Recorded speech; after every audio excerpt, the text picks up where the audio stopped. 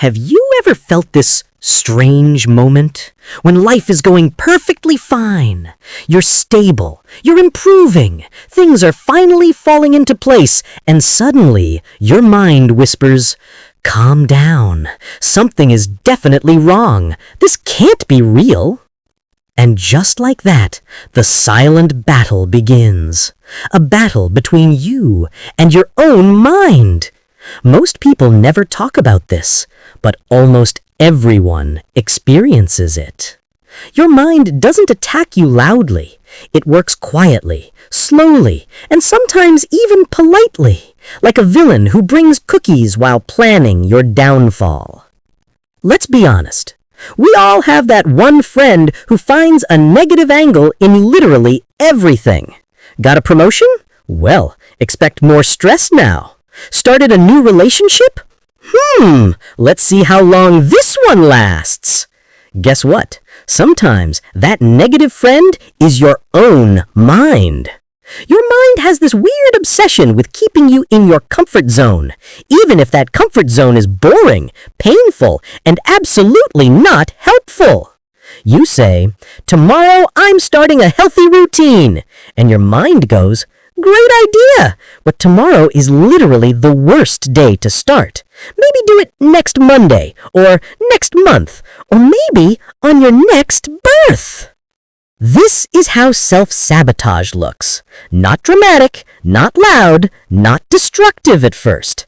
Just tiny thoughts that slowly pull you away from the life you actually want. But why does the mind do this? Is it jealous? Is it lazy? Is it secretly working for your enemies? The truth is much simpler. Your mind hates change. It hates anything new, even if the new thing is actually good for you. Think about it. Whenever something positive starts happening in your life, your mind suddenly becomes a horror movie director. Things are going too good. Something bad is coming. Don't trust this opportunity. What if you fail? What if people laugh? What if everything falls apart?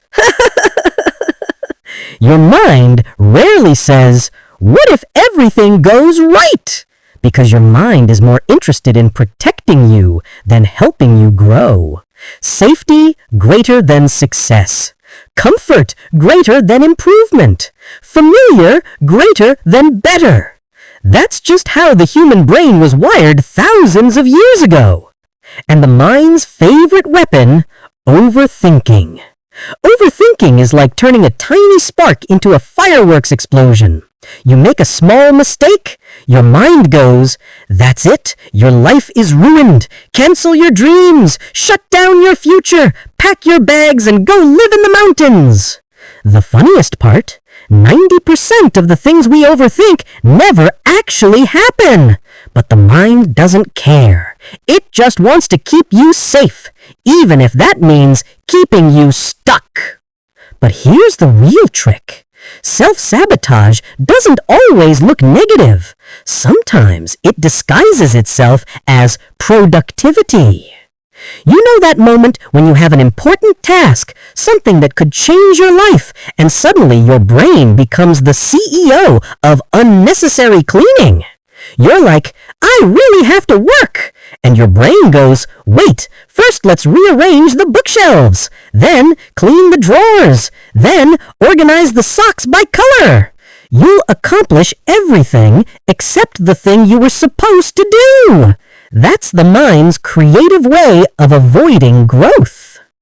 So how do we fix this? How do we stop our mind from turning into our own personal villain? You don't fight it. Because fighting the mind is like arguing with a lawyer who knows all your secrets. You won't win. Instead, you make your mind your teammate. And this begins with small things. Take tiny steps.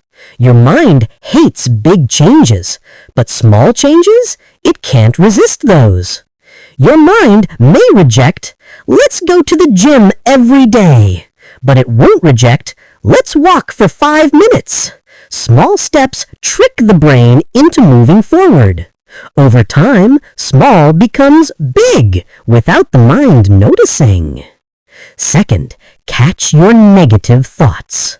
When your mind says, "You can't do this," pause and ask, "Why not? What evidence do you have?" Most of the time, the mind has absolutely nothing, just fear, not facts.